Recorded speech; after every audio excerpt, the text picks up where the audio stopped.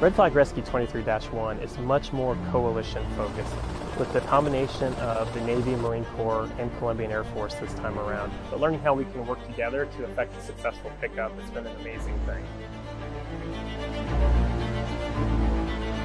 Davis-Monthan Air Force Base provides a unique opportunity for our joint partners to practice combat search and rescue in a high desert environment. It also provides the ability to have long-distance training to work on problem sets such as time and distance that are typically associated with combat search and rescue missions. The ability to come here every day is what allows us to train and learn how to operate together to create a more effective and successful chance of recovery for our isolated personnel. So in 2022, Red Flag Nellis Sear Shop started working in long-term survival scenarios into the Red Flag Nellis iterations. We did that internally to our shop.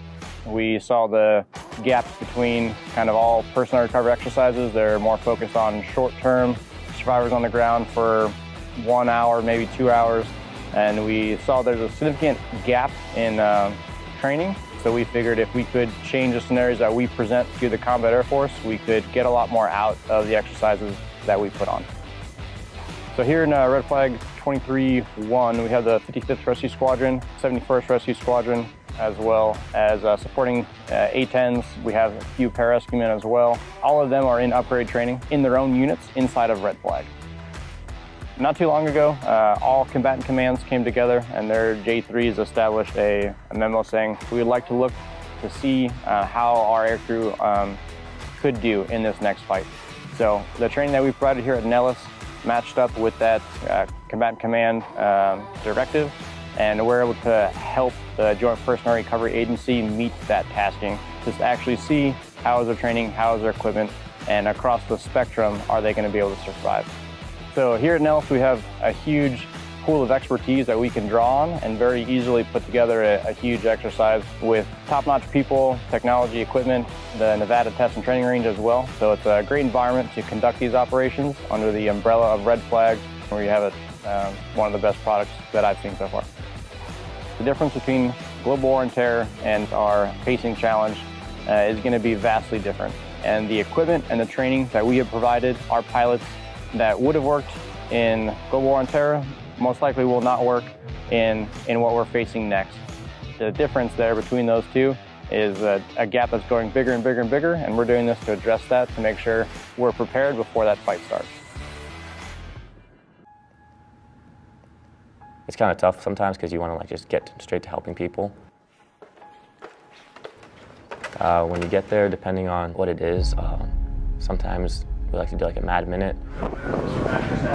It's kind of tough though, because sometimes with mass cows, there's people screaming, they want your help. I don't know what's going on with them. You need to make sure the team's all on the same page. You're not there to cause any more problems, you're there to solve them. So we have to make sure everybody, is calm, cool, and collected. The purpose of this exercise is providing realistic training, and every time that we provide realistic training, it gives them the tools and the experience to rely on in order to make solid decisions in a real-world situation. Yeah, during the scenarios, everybody is really purpose-driven. They understand that the next time they do these scenarios, they might be for real, and they want to make sure they don't make the same mistake twice. But they do help a lot, especially with newer guys. You get new guys on the team and you've never seen them work before, and you're able to now somewhat mentor them into getting better. Hey, smoke going out. I'm definitely proud of the work of the team. It's been great watching guys right out of our schoolhouse perform and then execute.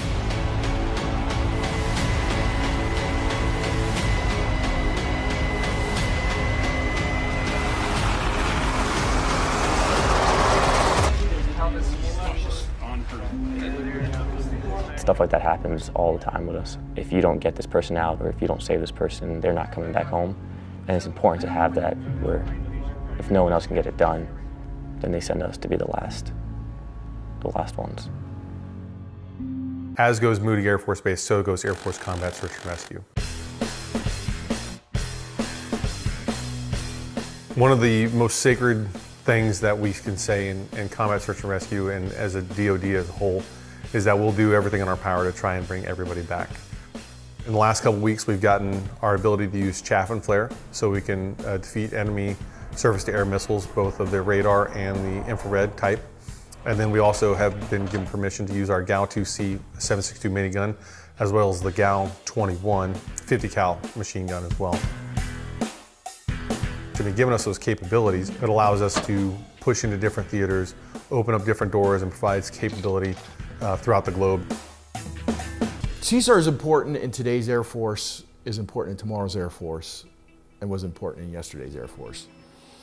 As long as you have planes and aircraft flying into combat, we owe it to those pilots to have someone willing to go in and get those guys if they get shot down.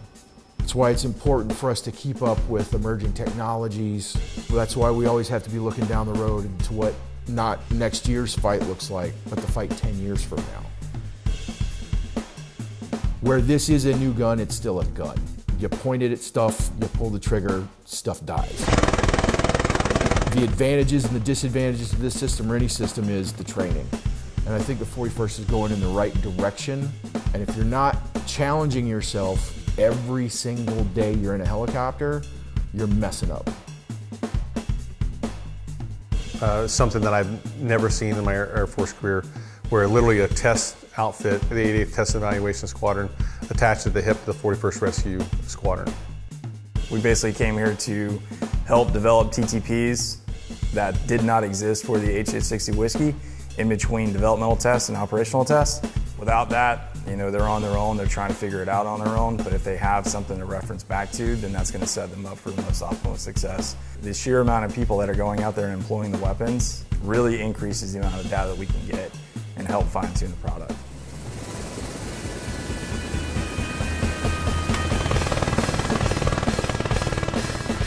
This thing it's an impressive weapon system, but I think what's most impressive is the way the squadron is moving forward, training the guys to use it. You know, I think if you train somebody enough with a slingshot, they'd be dangerous.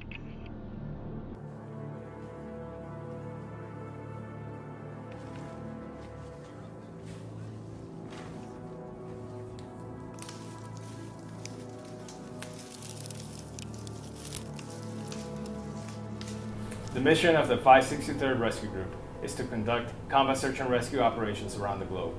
We organize, train, and equip our Pararescue men, HA-60 and HC-130 air crews to work as an integrated team capable of saving isolated airmen, Marines, sailors, and soldiers anytime, anywhere. Our rescue airmen represent the only dedicated rescue force in the Department of Defense, and they live by the motto, "These things we do that others may live."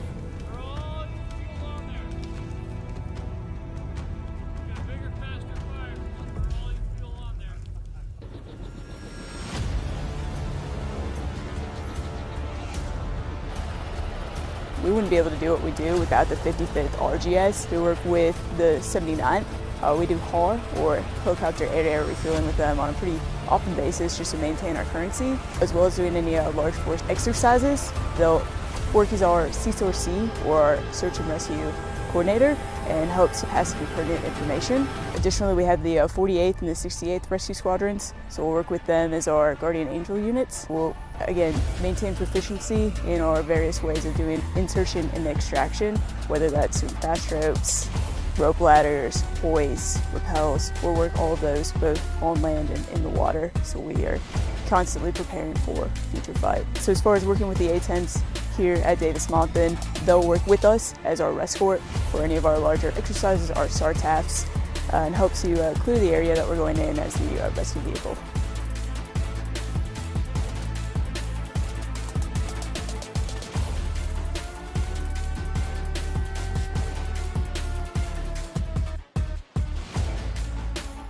So at the 48th, our main objective is to execute worldwide operations in support of COCOM taskings. Additionally, we support humanitarian operations, civil SAR missions, as well as human spaceflight. The 48th essentially is one leg of the rescue triad, which includes Guardian Angel, the HH-60s, and the C-130s.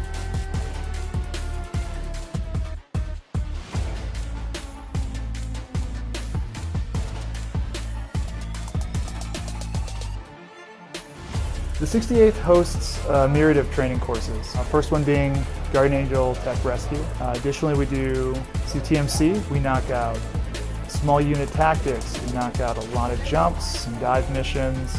It's a busy place. It's a small unit, but a large footprint.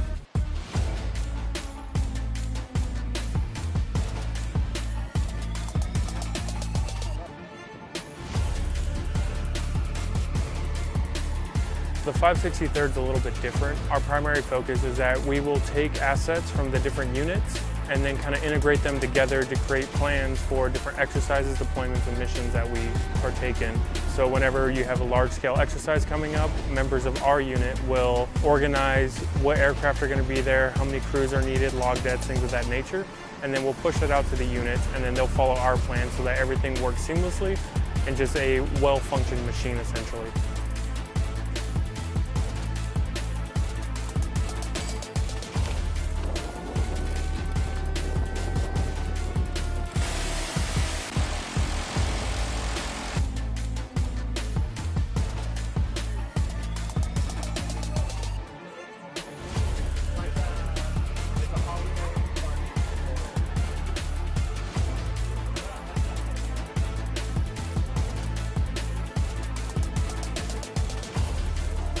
We support the 55th, which is the 60s, and we also support all the PJ units here on base, as well as the reservist 60 unit. Whether that is passing fuel to the 60s, conducting airdrops with the PJ units, or conducting airdrops for our own training, even assisting Civil Star. Recently, we had a long-range rescue off the coast of California. We were called to action because the Coast Guard couldn't reach it, so we provided in-flight refueling to the 60s. When we're home station, we sit alert for civil rescues.